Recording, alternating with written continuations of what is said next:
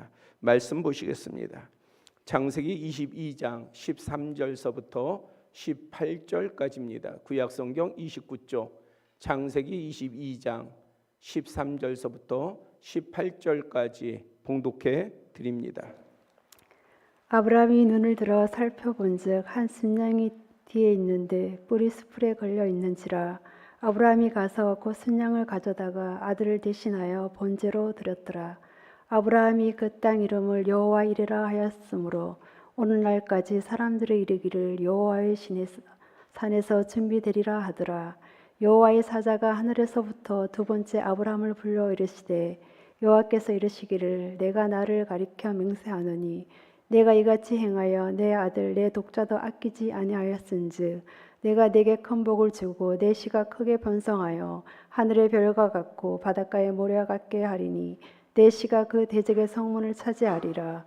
또 내 씨로 말미암아 천하 만민이 복을 받으리니 이는 내가 나의 말을 준행하였음이라 하셨다 하니라. 아멘. 노아 때의 홍수 심판 이후 인류는 다시 번성하였습니다. 그런데 여전히 이 땅에는 죄가 만연했고요. 인간은 하나님의 탄식 아래 있게 되었습니다. 대표적인 것이 창세기 11장의 바벨탑입니다. 성읍과 탑을 건설하여 그 탑 꼭대기를 하늘에 닿게 하여 우리의 이름을 내고 하나님을 바라보는 게 아니라 우리가 높이 세워서 우리의 이름을 내자. 그리고 온 지면에 흩어짐을 면하자. 하나님의 뜻이 무엇이든 우리는 똘똘 뭉쳐서 우리의 의지대로 나아가자. 우리의 뜻대로 나아가자. 그러한 목표를 표방했습니다. 이것은 하나님의 뜻을 무시하고 자신들의 세계를 구축하여 자신들이 하나님같이 되고자 하는 큰 죄악이었습니다. 이에 하나님께서는 인류의 언어를 혼잡하게 하셔서 온 지면으로 흩어지게 하셨기에 그곳을 혼잡이라는 바벨로 불렀습니다. 말이 통하지가 않으니까요. 말이 통하는 사람끼리 모일 거 아니겠습니까? 그리고 나서는 흩어지게 된 것이에요. 하나님께서는 세월이 지난 이후 한 사람을 구별하여 택하셨습니다. 그가 아브라함입니다. 일반적으로 아브라함을 믿음의 조상이라고 합니다.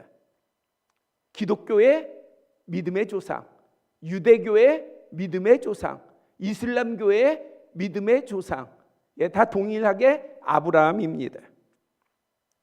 일반적으로 아브라함을 이렇게 믿음의 조상이라고 할 때에 이것은 오늘 본문 17절에 하나님께서 아브라함에게 네게 큰 복을 주겠다 하신 언약과 또 오늘 함께 나누어질 창세기 12장 2절에 역시 네게 복을 주겠다. 너는 복이 될지라라는 선포의 성취이기도 합니다. 무엇이요? 믿음의 조상이 된 것이요.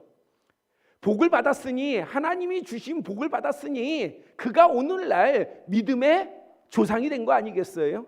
복이 없었으면요. 하나님의 복이 없었으면 누가 아브라함을 알아줍니까? 세상 사람들이 아브라함 알아줍니까? 세상 사람들이 말하는 위인 가운데는 아브라함이 없어요. 그런데 믿음의 사람들에게 있어서는요, 어떤 위인보다도 중요한 인물이 누구냐? 바로 아브라함이에요. 왜요? 우리의 믿음의 조상이 되기 때문입니다. 왜 믿음의 조상이 되었어요? 하나님께서 복을 주시겠다. 너는 복이 될지라 했는데 그것이 그대로 이루어졌기 때문입니다. 그렇다면 아브라함은 어떻게 하나님의 복을 받고 믿음의 조상이 될 수 있었을까요? 이 시간에는 하나님께서 아브라함을 처음 부르실 때와 또 하나님께서 아브라함의 믿음을 온전하다 인정해 주시는 두 사건 안에 아브라함의 순종에 대해 집중하고자 합니다. 순종이란 말이나 지시, 권유의 어떤 거부나 반대 의사 없이 순순히 따르는 것을 순종이라고 합니다. 그러니까 순종은 고민하고 따져보고 계산해보고 그리고 자기의 의지를 강하게 해서 준비해서 따르는 게 아니라 순종이라고 하는 것은요, 순순히 따르는 거예요. 순순히 따르는 거. 우리는 하나님 앞에 순종해야 돼요. 뭔가 우리가 하나님의 말씀에 따져보고 아니면 시간을 지체하고 혹은 미루고 딜레이 시키고 이러면서 나아가는 것이 아니라 하나님 말씀하옵소서 내가 따르겠나이다. 순종해야 합니다. 이러한 순종에 대한 나눔은 하나님께서 우리에게 복을 주시며 존귀하게 세우시고 또 나만이 아닌 후손까지 번영토록 하시는 은혜로 이끌 것입니다. 하나님의 복이요. 하나님의 복. 세상의 복이 아니라 하나님의 복은 우리가 순종할 때에 누구에게 순종해요? 하나님께 순종할 때에 반드시 그 복은 이루어지는 것을 믿으시기를 바랍니다. 먼저 하나님의 부르심에 순종한 아브라함을 살펴보겠습니다. 창세기 12장 2절로부터 4절을 보면 이 세 개의 구절에 2절부터 4절이요. 2절, 3절, 4절이에요. 복이라고 하는 말이 5번 언급되어 있습니다. 복에 관련된 말들은 큰 민족을 너가 이룰 것이다. 너의 이름을 창대하게 할 것이다. 너를 축복하는 자는 복을 받고, 그러니까 누군가가 나를 축복하면요, 그 사람이 복을 받는 거예요. 그런데 누군가가 너를 저주하면 그는 저주를 받으리라. 그러니까 우리가 누구로부터 어떤 사람으로부터 저주받는 거 아니겠어요? 비난을 받고요, 비판을 받고요. 우리가 그러할 때에 우리는 사람으로부터 받지만은 그 사람은 누구로부터 저주를 받습니까? 하나님으로부터 저주를 받는다. 하나님께서 갚아주신다. 왜요? 왜 그럴까요? 바로 우리가 복된 자가 되기 때문이에요. 하나님의 복된 자가 되기 때문입니다. 그래서 때로는 우리가 사람과의 관계 가운데서 억울할 때 있죠. 힘들 때 있죠. 정말 분노가 올라올 때 있죠. 그런데 여러분들 다스리세요. 여러분들 스스로를 다스리세요. 힘들죠? 그래도 다스리세요. 무엇을 보고 다스리느냐? 그 갚는 것이 하나님께 있다고 하나님께서 말씀하고 계십니다. 그래서 하나님을 바라보세요. 그러면 위로가 돼요.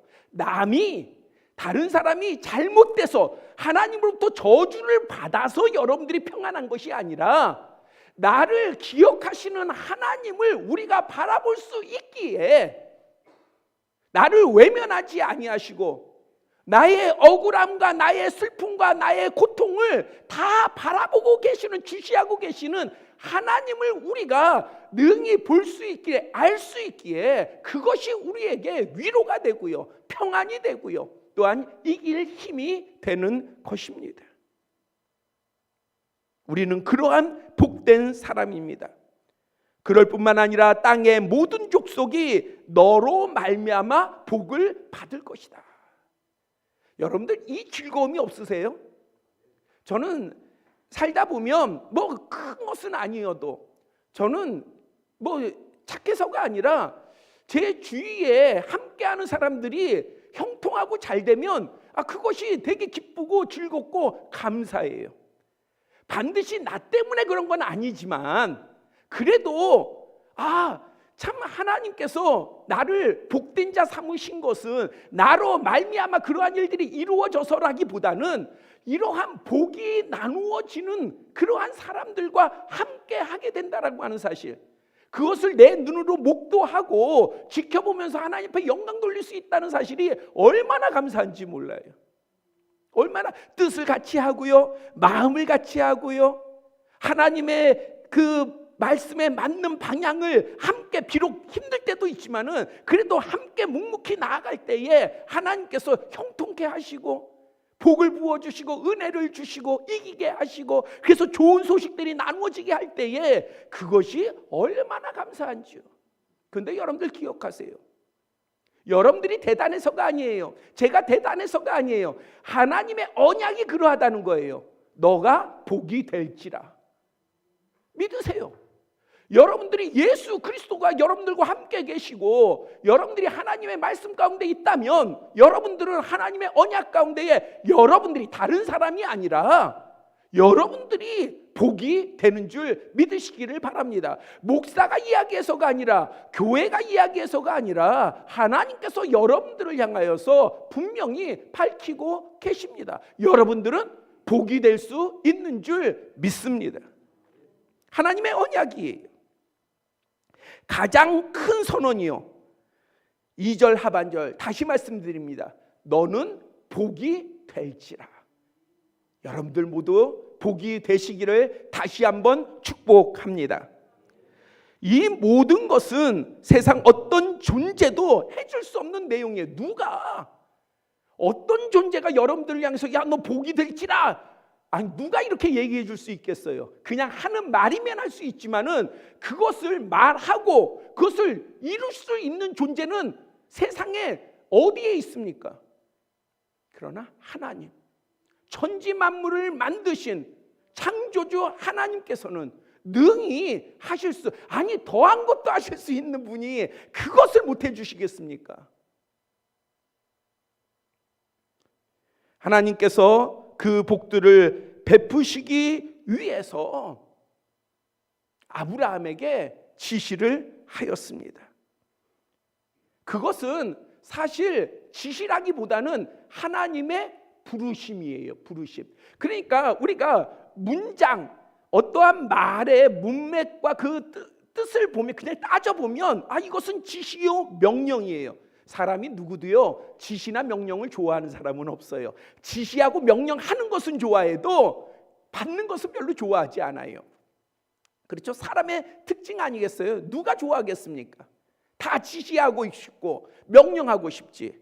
그런데 하나님의 지시는요 뭐냐? 사실은 부르심이에요. 부르심. 누구에게로? 하나님에게로 부르시는 거예요. 하나님, 나 불러주세요. 내가 재물도 많고요, 내가 지식도 많고요, 내가 지위가 높고요, 하나님 내가 잘났고요, 내가 멋지고요, 내가 아름답고요, 그러니까 하나님 나 불러주세요. 그런다고 하나님이 불러주시는 거 아니에요. 왕이라도 하나님의 부르심을 그 마음대로 선택할 수 없어요. 하나님의 부르심은 하나님만이 하실 수 있는 하나님의 주권입니다. 주권 아래에 있는 거예요.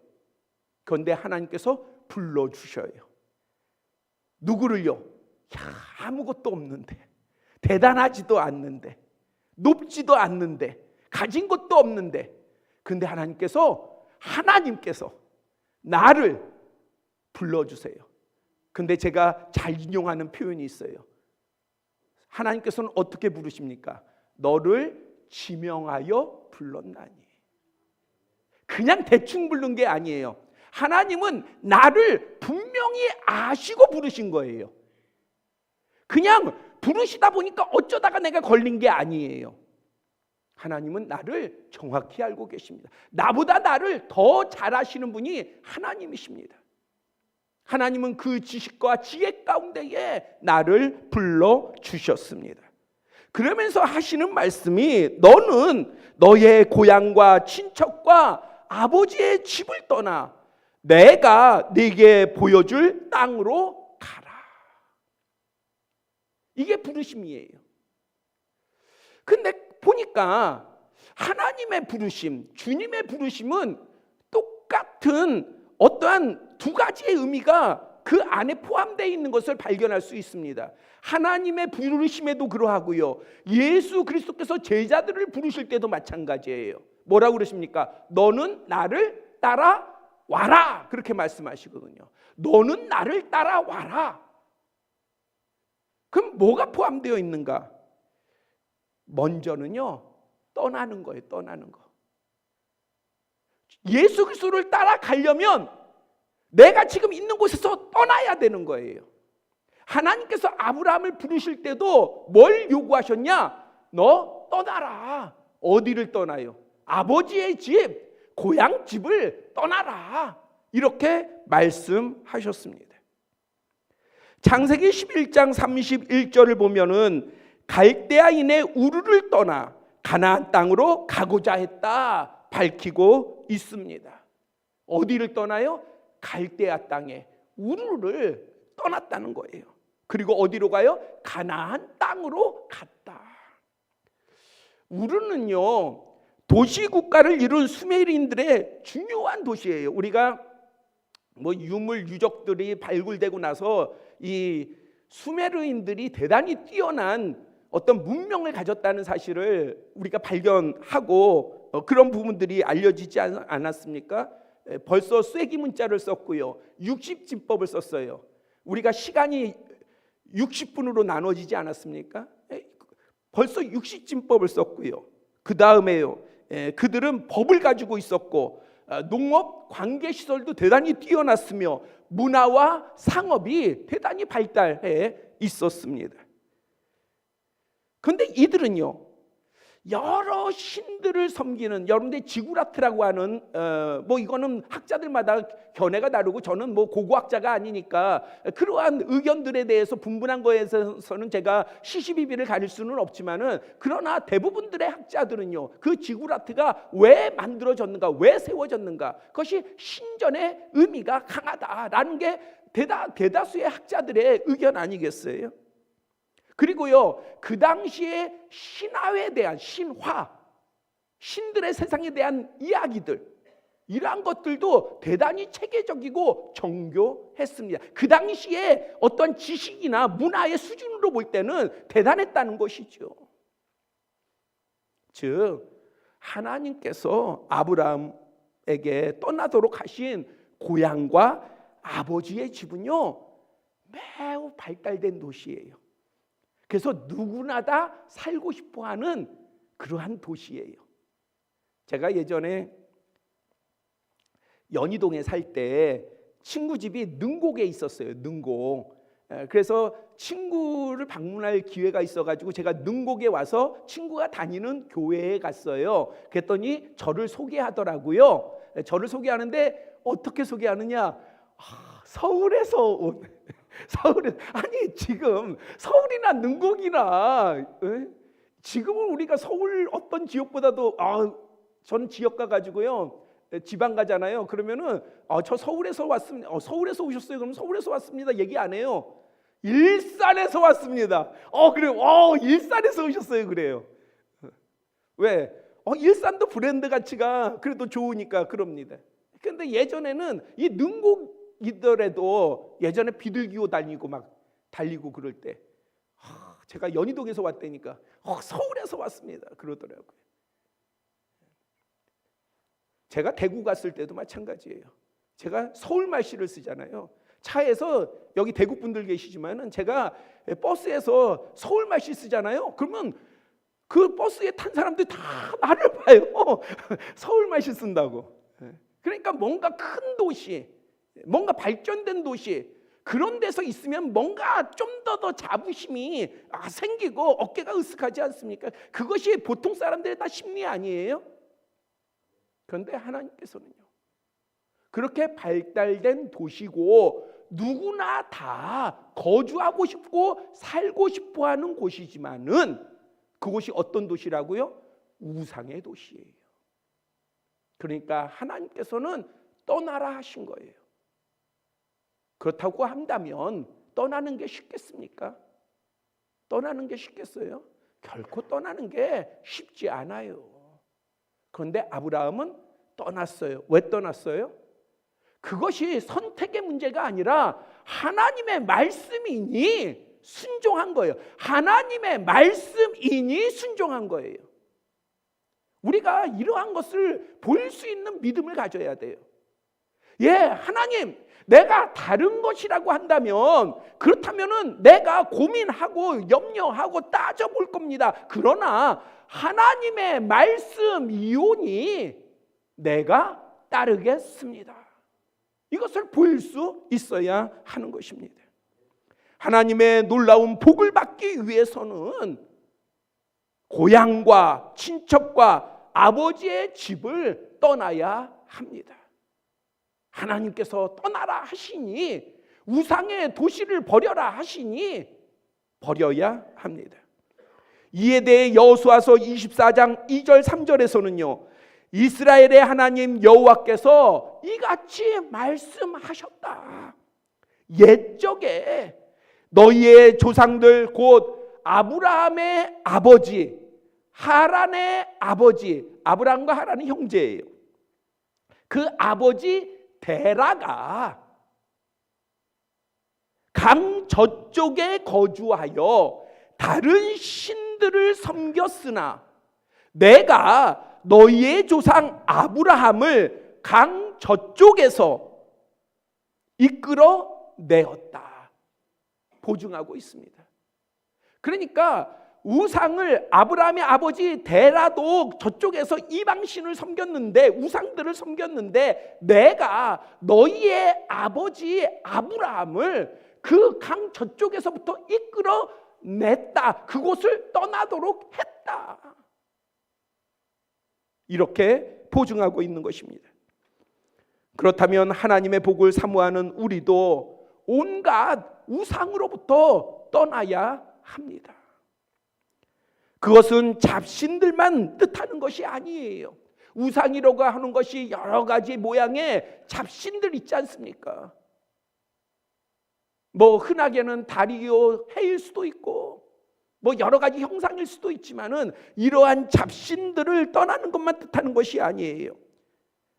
우리의 삶에서 먹음직도 하고 보암직도 하며 우리를 성공시키고 부유하게 할 것처럼 보이는 그 많은 것이 우리의 주변에 있고, 그것이 여러분들을 현혹해도 그것이 하나님과 멀어지게 하는 것이며, 여러분들 그거 구분이 안 가면 여러분들 그냥 단순하게 보시면 돼요.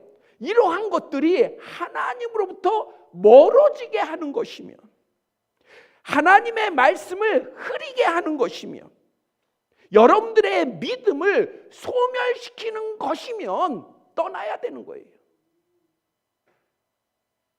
넘어서야 되는 거예요. 그것으로부터 건너와야 하는 거예요. 그러한 우상들은요, 과감하게 버리고 떠나고 깨뜨려야 합니다. 우상을 섬기지 않는 것은 선택의 문제가 아닙니다.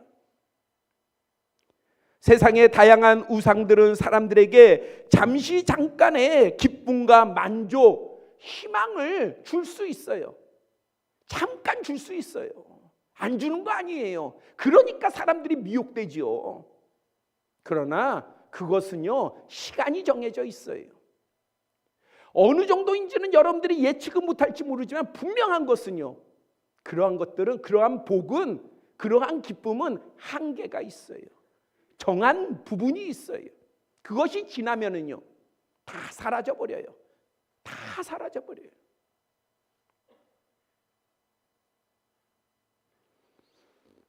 하지만 하나님의 복은 영원하며, 하나님의 복은요, 소멸하지 아니하며 사라지지 아니하며 희미해지지도 않습니다. 그런데 문제는 이러한 하나님의 복과 그 다음에 다양한 세상이 주는 복과는 겸하여 섬길 수가 없어요. 여러분들이 세상의 복을 원하지 않습니까? 사실 원하잖아요. 그런데 세상의 복을 여러분들이 어떻게 얻느냐라고 하는 것이 대단히 중요한 거예요. 하나님께서 그것도 주시겠다는 거예요. 하나님의 말씀은 그것도 주시겠다고 해요. 그걸 안 주겠다고 얘기하시는 게 아니라 그것도 주시겠다고 얘기해요. 우리가 너무나도 잘 알잖아요. 너희는 먼저 그의 나라와 그의 의를 구하라. 그리하면 이 모든 것을 더하여 줄 것이다. 그 모든 게 뭐예요? 그게 먹는 거요, 입는 거요, 마시는 거 아니겠어요? 세상 것 아니겠어요? 하나님께서 주시겠대요.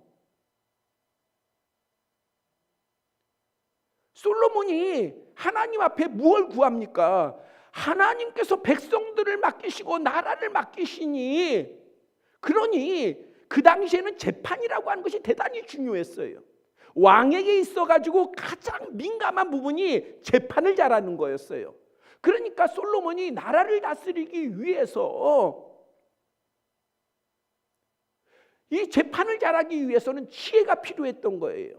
그래서 하나님께 무엇을 구합니까? 하나님, 나에게 지혜를 주세요.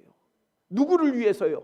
자신의 명예를 위해서가 아니라 내가 왕이니 백성들을 위해서, 나라를 위해서, 하나님께서 맡기신 이 나라를 위해서, 이 백성들을 위해서 나에게 지혜를 주세요. 그러니까 하나님께서 뭐라고 그러셔요?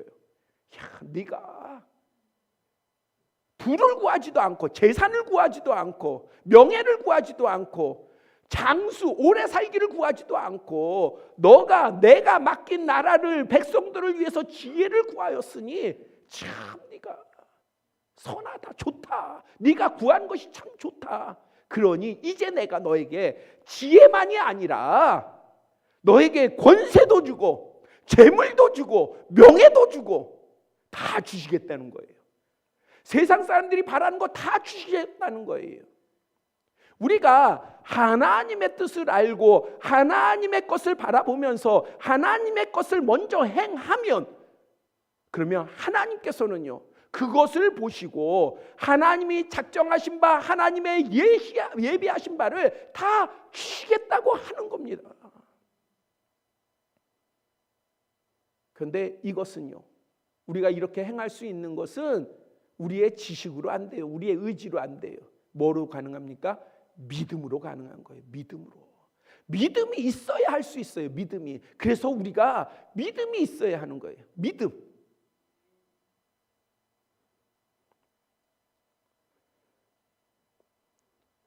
왜 큰 강을 가로질러 건넜습니까? 내가 네게 보여줄 땅으로 가라. 우상의 지경을 떠났으면 다음은 가나안 언약의 땅으로 가야 합니다. 자, 이제 떠났어요. 우상의 지경을 떠났어요. 그러면은요, 이제 하나님이 지시한 땅으로 가야 되는 것이죠. 창세기 14장 13절에 아브라함을 가르쳐 히브리 사람이라고 했습니다. 출애굽기 5장 3절에 모세와 아론은 여호와를 히브리인의 하나님입니다 라고 소개했습니다. 이 히브리라고 하는 말은 가로지르다, 건너다 라는 뜻을 가지고 있어요. 이것은 아브라함이 갈대아 우르 지역을 떠나서 가나안까지 올 때에 어디를 건너느냐? 유프라테스 강을 건너요. 그 큰 강, 유프라테스 강을 건넌 것에 대해서, 그것을 건너서 이주한 것에 대해서 유래가 된 거예요. 뭐가요? 히브리인이라고 하잖아요. 우리가 이 히브리라고 하는 말이 건넜다라는 뜻이에요. 가로질러 건넜다. 왜 큰 강을 가로질러서 건너게 했을까요? 그러니까 그런 의미가 있으니까 히브리인이라고 한 거 아니겠어요?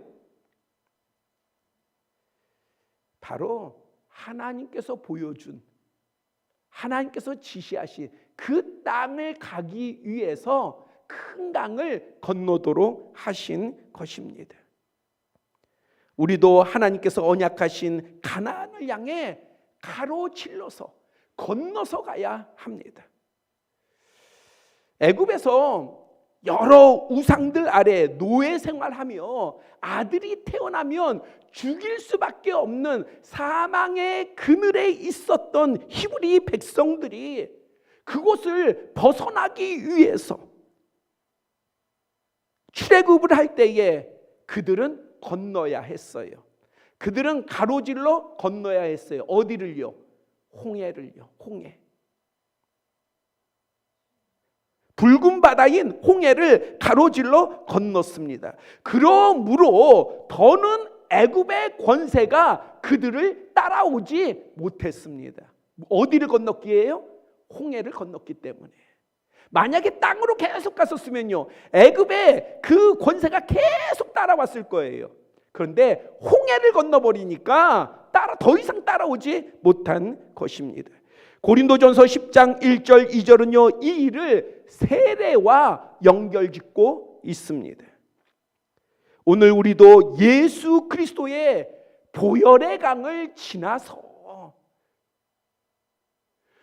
예수 그리스도의 보혈의 강을 가로질러서 은혜의 강 가운데에 나아가서 우리가 언약의 땅, 영원한 하나님의 나라를 향해 전진하고 있습니다.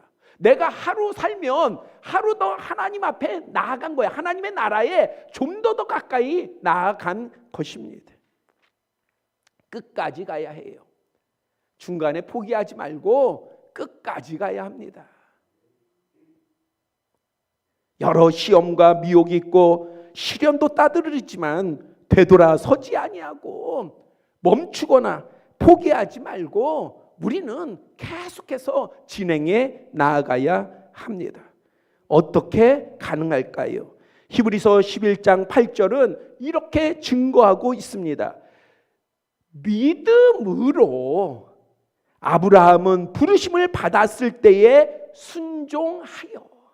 자, 우리는 순종을 키워드로 하고 나누고 있는데 보니까 아브라함이 순종을 했어요. 하나님께 순종을 했어요. 그런데 무엇으로 어떻게 순종할 수 있었는가? 다른 이유가 아니에요. 믿음으로 그가 뭔가 체험하고요, 뭔가 하나님으로부터 받아서가 아니라 믿음으로예요.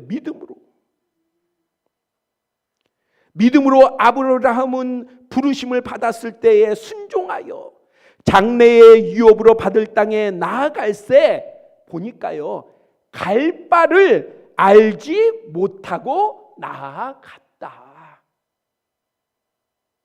그러니까 아브라함은 가나안 땅에 대한 정보를, 야, 이곳은 앞으로 발전될 거야, 투자 가치가 있어, 야, 이곳엔 상권이 발달돼서 앞으로 더 발전될 곳이야, 이러한 거를 다 깨닫고 다 정보를 수집하고 그 땅을 향해서 간 게 아니에요. 처음 가는 땅이에요. 들어보지도 못한 땅이에요. 아브라함이 가나안 땅에 가는 이유는 하나예요. 하나님이 가라고 하시니까. 그러면 뭐가 필요해요? 다른 게 필요한 게 아니에요. 정보가 필요한 게 아니에요. 사람들의 조언이 필요한 게 아닙니다. 믿음이 필요한 거예요. 하나님의 말씀에 따르는 것은 믿음이 필요한 거예요. 하나님의 복을 받으려면 뭐가 필요하냐? 믿음이 필요한 거예요. 아브라함은 믿음으로 나아갔다. 다른 방법, 다른 이유가 아니라 믿음으로 나아갔다. 의인은 믿음으로 말미암아 살리라. 그리스도인은 무엇으로 사느냐? 믿음으로 사는 거예요. 우리는 무엇으로 사느냐? 믿음으로 사는 거예요. 여러분들의 환경과 상황과 여러분들의 여건과 지금의 문제가 무엇이든 여러분들이 하나님 아래에서 하나님이 작정하신 복을 누리면서 살기를 원하시면 무엇으로 살아야 되느냐? 믿음으로 사셔야 돼요. 믿음으로. 그럴 때에 하나님께서는 언약하신 복을 다 주실 뿐만 아니라 또 그 여정을 걸어가는 우리에게 무엇로 역사해 주십니까? 불기둥과 구름기둥으로 함께 하시는 줄 믿으시기를 바랍니다. 히브리 백성들이 홍해를 건너서 광야 생활을 할 때에 가나안 땅에 이르기까지 하나님께서는 그들 홀로 두지 않으셨어요. 구름기둥으로, 불기둥으로 항상 함께 하셨습니다. 저는 여러분들이 하나님의 은혜 안에서 그 구름기둥과 그 불기둥을 보시기를 원합니다. 하나님께서 임마누엘, 여러분과 함께 하심을 항상 체험하시기를 바랍니다. 또한 오늘 본문 17절 18절을 통해 하나님께서 다시 한번 아브라함에게 복을 약속하셨습니다. 내가 네게 큰 복을 주고 네 씨가 크게 번성하여 하늘의 별과 같고 바닷가의 모래와 같게 하리니 네 씨가 그 대적의 성문을 차지하리라. 또 네 씨로 말미암아 천하 만민이 복을 받으리라. 이 선포하신 복은 사실 예수 그리스도에 관한 특별한 의미를 담고 있습니다. 그것은 기회가 될 때 나누도록 하겠습니다. 분명한 것은 하나님께서 아브라함에게 복을 언약하셨고 그것을 완성해 주셨습니다. 그러면 왜 복을 주셨고 그 복을 완성하셨는가? 본문 18절 하반절에 보니까 이는 네가 나의 말을 준행하였음이라. 하나님의 말씀을 준행했기 때문이다. 분명하게 밝히고 있습니다. 다른 이유가 아니라니까요. 그렇다면 아브라함은 하나님의 어떤 말씀을 준행하였습니까? 창세기 22장에 보면은 하나님께서 아브라함에게 아들 이삭을 하나님께서 모리아 땅 일러주신 산에 가서 번제로 드리라고 명령하셨습니다.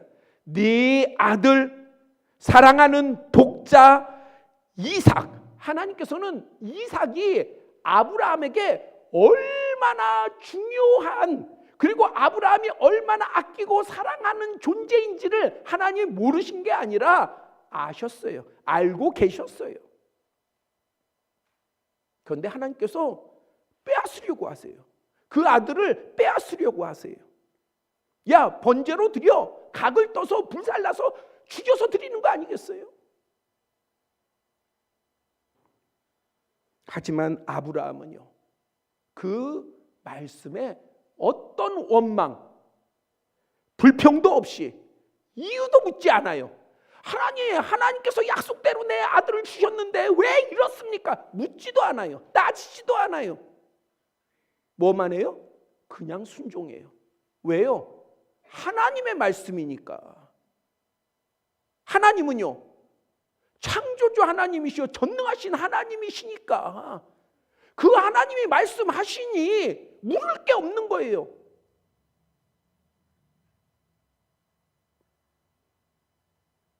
그는 아침 일찍 일어나 아들을 번제로 드릴 준비를 하고 3일 이상의 길을 지체 없이 떠났습니다. 그리고 종들과 나귀를 남겨두고 번제 나무를 아들에게 지워가지고요, 자신은요 불과 칼을 들고, 불과 칼을 왜 들었어요? 자식 죽이려고. 그리고 나서 지시한 곳으로 나아가서요, 결박한 이삭을 제단에다가 올려놓고 그 다음에 칼로 자기의 아들, 사랑하는 아들, 사랑하지 않는 게 아니라니까요, 자기의 생명보다도 자기의 삶의 의미가, 우리가 성경을 보면 지금 아브라함의 삶의 이유는 모든 것이 이삭에게 있어요. 그런데 그 이삭을 그냥 잡으려고 했어요. 그랬더니요, 아브라함아, 급한 반복적인, 아브라함을 한 번만 부르는 게 아니라 아브라함아 멈춰라. 더 이상 너 아들에게 뭘 행하지 마라. 막아 섰습니다. 그러면서 이렇게 말씀하십니다. 네가 네 아들, 네 독자까지도, 그러니까 너가 정말 아끼고 사랑하는 이 아들 이삭, 이 독자까지도 내게 아끼지 아니하였으니 내가 이제야 네가 하나님을 경외하는 줄을 아노라. 온전한 믿음을 드러내 놓으시려고 하는 거예요. 하나님이 재미삼아서 하신 것이 아니라 아브라함에게는 그만한 믿음이 있으니 그 온전한 믿음을 하나님께서 드러내 놓으신 거예요. 그래서 후대에 우리에게 뭘 알려주고 계십니까? 야, 너희들이 말하는 믿음의 조상 아브라함은 이런 믿음을 가졌다. 그래서 내가 그에게 복에 복을 더했다. 이것을 우리에게 알려주고 계시는 거예요. 또한 우리에게 가르쳐주고 계시는 거예요. 너희도 이와 같이 믿음으로 나아가면 내가 너희에게 복에 복을 주고 너희는 복이 될지라.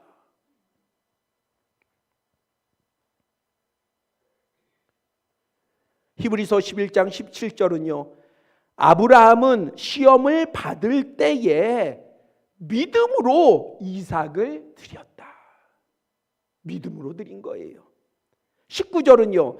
그가 하나님이 능히 이삭을 죽은 자 가운데서 다시 살리실 줄로 생각했다. 밝히고 있습니다. 그러면 아브라함이 어떤 믿음을 가졌냐? 아브라함은요. 하나님이 너 독자 이삭을 번제로 드려라 하니까 번제로 드린다는 것은 아까 말씀드렸지만 칼로 각을 떠서 불살라서 드리는 거 아니겠어요? 죽지요 당연히. 그런데 아브라함에게는 어느 정도의 믿음이 있었냐? 내가 이 독자 이삭을 칼로 잡아서 죽이고 불살라서 하나님 앞에 드리면 하나님께서는 이전에 언약을 하셨잖아요. 어떻게 언약하셨어요? 내가 네 독자 이삭으로 말미암아 내가 번성케 하리라 약속해 주셨잖아요. 그러니까 하나님께서 능히 이 이삭을 살려주실 거야. 다시 살려주실 거야. 왜? 하나님은 전능하시니까. 그래서 창세기에 보면은 어떻게 표현이 되어 있습니까? 아브라함이 종들에게 나귀하고 남겨둘 때에 뭐라고 말합니까? 자, 우리는 뭐예요? 아브라함과 이삭이에요. 둘. 내가가 아니라 우리가 갔다가 우리가 돌아오리라. 창세기에서도요. 아브라함은 그런 믿음을 가졌어요. 여러분들은 하나님을 단순히 어떠한 일에 말하시고 지시하시고 이루시고 그 다음 복을 주시고 이러한 하나님뿐만이 아니라 여러분들이 더 잘 아셔야 될 것은 우리가 이 말씀을 계속 보지 않습니까? 우리가 여호와를 알자. 힘써 여호와를 알자. 하나님을 알아보세요. 하나님은 사랑이셔요. 그 사랑은 놀라운 사랑입니다. 그 사랑이 많으신 하나님께 믿음으로 나아가세요. 의심하지 마세요. 여러분들이 믿음으로 나아가면 하나님께서는 여호와 일에 예비하고 계셔요. 예비하고. 너희가 믿음만 드러내면 하나님께서는 예비하신 은혜와 복을 우리에게 주시겠다 하십니다. 우리도 하나님의 말씀에 준행하고 순종할 수 있는 그러한 것은 오직 믿음으로 가능합니다.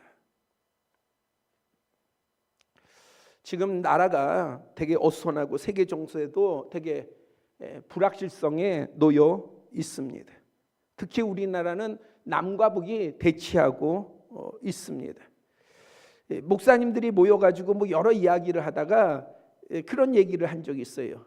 전쟁. 우리나라에 이렇게 어수선하면 전쟁이 나면 어떡하냐? 세계가 뭐 이러고 뭐 미군이 철수하고 뭐 여러 가지의 뭐 복합적인 상황들이 막 주어지지 않습니까? 어떻게 보면 한 치 앞도 내다보기 힘든 그러한 상황이 주어져요. 전쟁이 나면 어떡할 건가? 그랬더니 어떤 목사님이 되게 믿음 있는 말씀을 하시더라고요. 나는 전쟁이 나도 피난 가지 않을 거야. 나는 내 친구가 원장으로 있는 기도원에 들어갈 거야. 대단한 믿음 아니에요? 전쟁이 나면 어느 곳이 위험한가, 어느 곳이 좀 피해가 없나 이런 거 살필 텐데 그 목사님은요. 나는 기도원에 들어가겠다. 친구가 원장으로 있는 기도원에 들어가서 기도하겠다. 나라를 위해서 기도하겠다. 순교하면 순교하리라. 대단하다고. 그랬더니 그 목사님이 그렇게 얘기하시더라고요. 친구가 원장으로 있는 기도원이 부산에 있대요.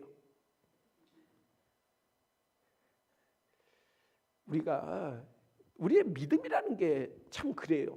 믿음 없다고 생각 안 해요. 여러분들 믿음 없습니까? 다 믿음 있다고 생각해요. 그런데 어떤 믿음인가 하는 거예요. 하나님의 말씀과 하나님의 뜻과 하나님의 감동과 하나님의 원하심과 하나님의 뜻하심을 가장 우선으로 두고 있는 믿음이냐, 아니면 내가 그냥 다 따져보고 계산해보고 그리고 나서 그걸 가지고 하나님을 의지하고자 하는 믿음인가? 없는 것보다는 나을지 몰라요. 그러나 하나님께서요, 오늘날 찾으시는 믿음은요, 하나님을 온전히 믿는 믿음이에요. 하나님이 전능하신 걸 믿는 것, 하나님이 창조주이신 것을 믿는 것, 하나님이 나에게 복이 되게 하실 수 있는, 그걸 넘어서까지 하실 수 있는 분이라는 것을 믿는 것, 그 믿음이 하나님이 찾으시는 믿음입니다. 오늘 그 믿음을 가지고 우리 주변의 우상들을 급히 떠납시다. 그리고 하나님이 원하시는 곳, 하나님이 말씀하시는 곳을 향해 나아갑시다. 그리고 하나님의 말씀을 의지해서 행합시다. 내가 주의 말씀을 의지하여 내가 밤새도록 수고하고 이거는 안 됩니다, 이거는 끝났습니다 한다 할지라도 이제 내가 주님이 말씀하시니 내가 주님의 말씀에 의지하여 나아갑니다. 순종하며 나아가서 우리의 그물에 물고기가 가득 차는 역사가 있는, 세상을 향해서도 여러분들이 그 그물에 큰 물고기가 가득 찬 역사가 있는 그러한 우리의 삶이 되기를 축복합니다. 기도드리겠습니다.